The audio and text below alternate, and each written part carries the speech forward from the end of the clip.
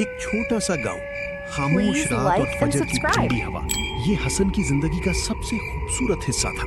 लोग उसे फजर का मुसाफिर कहते थे, क्योंकि कोई तूफान हो या सर्दी, हसन के कदम कभी मस्जिद के रास्ते से नहीं भटके। उसका सजदा उसकी पहचान था। लेकिन एक रात दिन भर की सख्त मुशक्कत ने हसन के जिस्म को चूर चूर कर दिया था।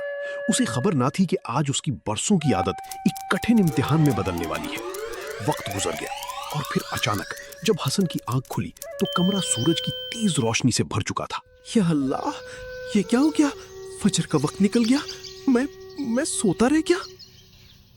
हसन वुजू के लिए उठा, लेकिन पानी से पहले उसकी आंखों से नदामत के आंसू बह निकले। वो नमाज तो पढ़ रहा था, लेकिन उसका दिल तड़प रहा था।